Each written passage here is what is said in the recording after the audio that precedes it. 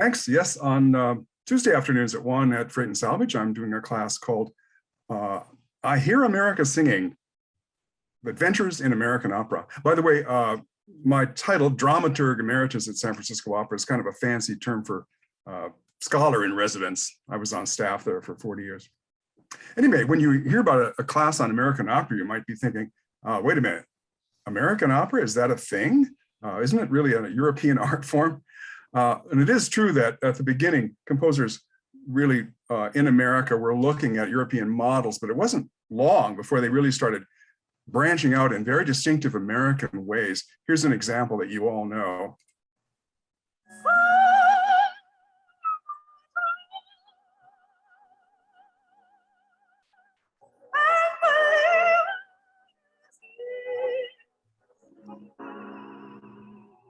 That, of course, is from Porgy and Bess by George Gershwin from the 1930s.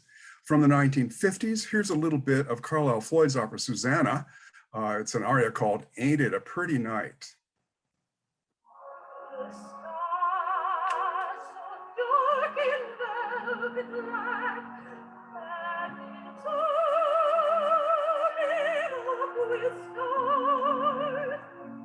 And from the 1980s, here's a snippet from John Adams' Nixon in China. News, news, news.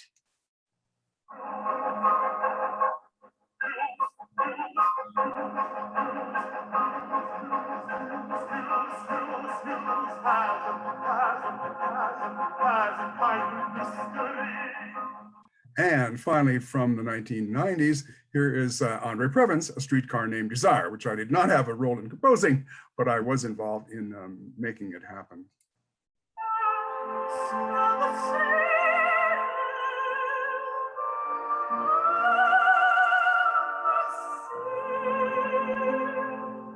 So those are just some tidbits to hopefully whet your appetite for this class. I'll be using video in class, not audio, as I've just been doing here. I'll be using video with subtitles, even though everything will be sung in English. And we'll start with some composers that you probably know about, like John Philip Sousa and Scott Joplin and the aforementioned George Gershwin.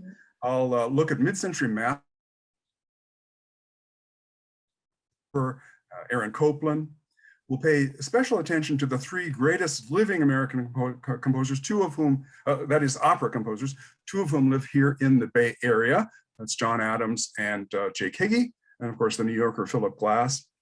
We'll look at the vibrant contemporary scene. There are lots of African-American composers doing interesting work, like Terrence Blanchard, Anthony Davis, the librettist Tazewell Thompson. And we want to look at the host of really interesting women who are making waves in the opera world now, like Jennifer Higdon, Laura Kaminsky, Missa Mazzoli, and Jeanine Tesori, among others. And we want to look at operas that deal with issues of social justice and racial equality, which are on everyone's minds nowadays. So the fertile fields of American opera are beckoning us to explore them, I think, and I hope you join me on Tuesdays at 1 o'clock at Freight and Salvage. I'll see you then.